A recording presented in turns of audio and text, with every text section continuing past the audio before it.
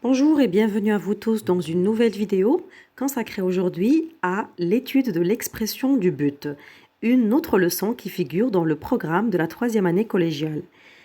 Alors, qui dit but, dit bien entendu objectif, finalité. Donc, il s'agit aujourd'hui de comprendre et de maîtriser les outils linguistiques qu'on peut utiliser afin d'exprimer le but dans une phrase complexe, dans une proposition subordonnée circonstancielle. Pour cela, il existe plusieurs outils.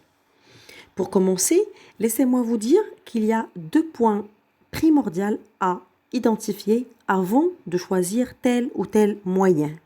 Tout d'abord, il faut que vous soyez capable de préciser et de reconnaître si dans votre phrase il y a un seul sujet ou deux sujets différents. Je m'explique. C'est-à-dire, est-ce que le sujet de la proposition principale est le même que celui de la proposition subordonnée? Ou bien, est-ce qu'il s'agit de deux sujets différents?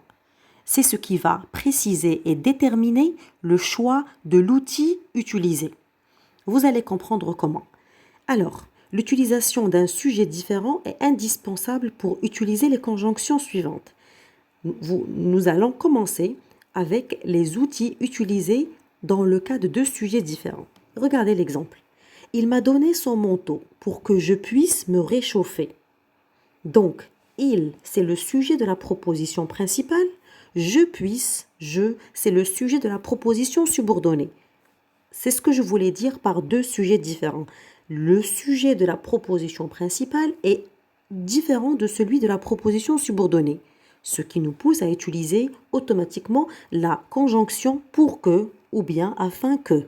Ces deux conjonctions nécessitent l'utilisation du mode subjonctif.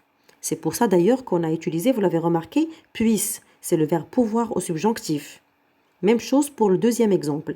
Elle part demain afin qu'il puisse se voir. Elle, sujet de la proposition principale. Il, troisième personne du pluriel, sujet de la proposition subordonnée. Continuons toujours avec deux sujets différents. Il chuchote de peur que le bébé ne se réveille. Ici, c'est un autre volet de la leçon. On utilise de peur que ou de crainte que suivi de ne. Quand est-ce que? Eh bien, vous l'avez sans doute compris, lorsque c'est un but que je veux éviter.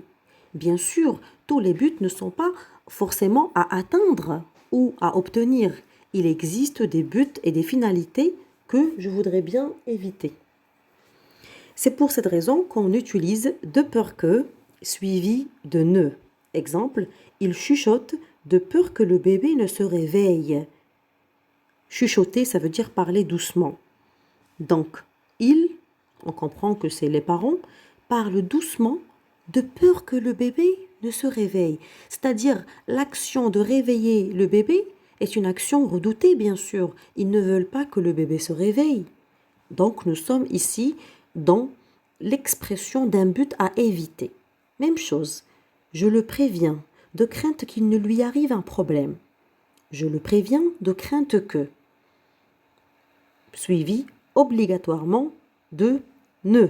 Arrive toujours avec le mode subjonctif.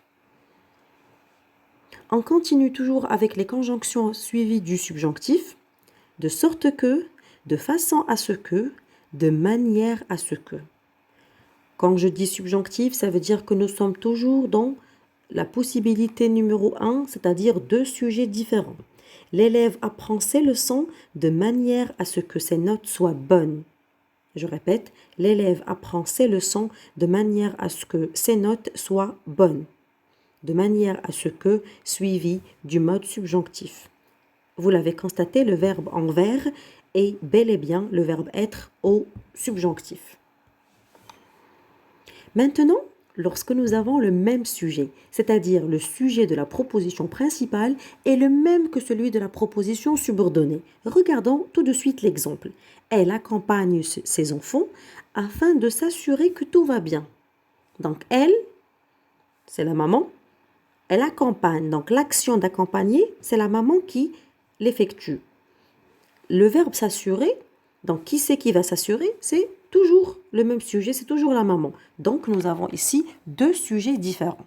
C'est pour cette raison que nous avons utilisé un groupe prépositionnel, donc ou préposition pour ou bien afin de. Toutes les deux suivies, bien entendu, du mode infinitif.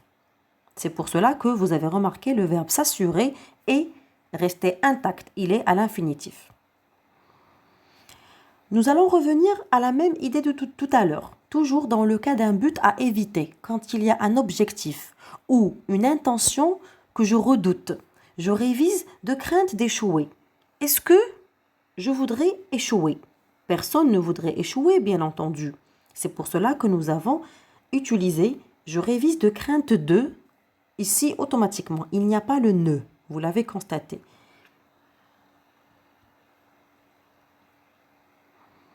On continue toujours avec les prépositions suivies de l'infinitif. De sorte à, de façon à, de manière à. Exemple, il a toujours son ordinateur avec lui, de façon à, ou bien de manière à, pouvoir travailler n'importe où. Je continue. En vue de, dans le but de, dans l'intention de. Il passe son permis de conduire dans le but de, ou bien dans l'intention de. Quoi? Quelle est son intention? Partir en vacances avec ses amis cet été. Donc, avec ces groupes prépositionnels, on utilise automatiquement le verbe qui va venir après, il est à l'infinitif. Certaines prépositions sont suivies d'un nom. Eh bien oui aussi, pour exprimer le but, on peut utiliser un nom. Il travaille dur de crainte d'un échec.